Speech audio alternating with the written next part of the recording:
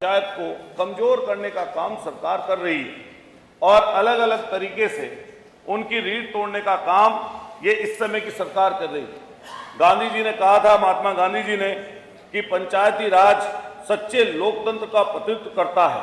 और ये प्रतिनिधित्व इसलिए प्रतीत होता है मान्यवर कि जब हम ग्रामीण अंचल में जाते हैं तो चाहे जिला पंचायत क्रम से हम देखते हैं, पंचायत स्तर पर पंचायती राज में जिला पंचायत हो, क्षेत्र पंचायत हो और चाहे आपके ग्राम पंचायत हो, ये पूर्णतः ऐसी संस्थाएं हैं जिनसे ग्रामीण परिवेश के, चाहे वो राजनीतिक पृष्ठभूमि हो और चाहे वहाँ का विकास हो, वो बड़ी संख्या में उससे प्रभावित होता है। लेकिन जिला पंचायतों को जो कमजोर करने का काम इस समय सरकार अलग अलग माध्यमों से कर रही है।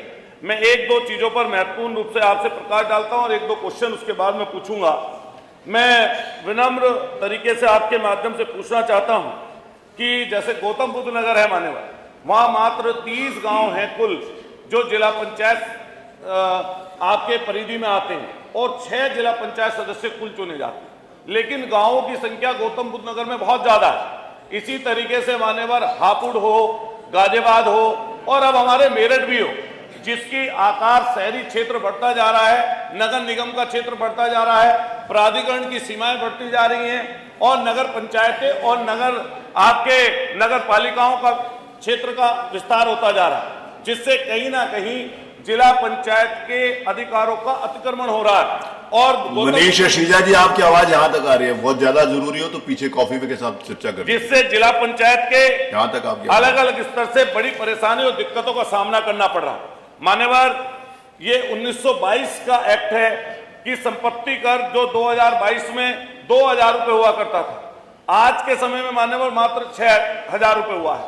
और ये जो एक्ट है हमारा 1963 का, 1961 का, इस एक्ट में संशोधन करने की मान्यवर बहुत आवश्यकता है। मैं माननीय मंत्री जी से आपके माध्यम से सवाल पूछना चाहूंगा कि क्या माननीय मंत्री जी, एक दो सवाल है मेरे। पूर्व में जिला पंचायतों को प्रदेश सरकार द्वारा पंचायती विभाग का जो बजट आवंटित होता था उसमें 30% बजट का आवंटन होता था, लेकिन आज ये घटाकर 15% कर दिया गया है। क्या माननीय मंत्री जी, जो ये धनराशि 30% पहले हुआ करती थी, क्या ये अब इसको कराने का कोई प्रावधान माननीय मंत्री जी किया जा रहा है?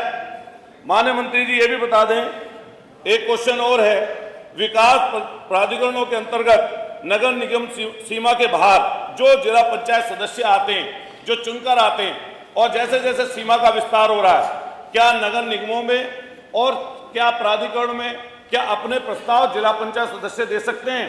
अगर इस तरह का कोई प्रावधान सरकार कर रही हो तो उसके बारे में भी जानकारी दे दें। इस परिप्रेक्ष्य में मुझे ये भी एक सवाल करना है कि पंचायती अधिनियम 1961 में वर्तमान परिस्थितियों में सुटेबल नहीं है। उस समय परिस्थितियां 1961 में कुछ और थी, आज की परिस्थितियां मान्यवर कुछ और हैं।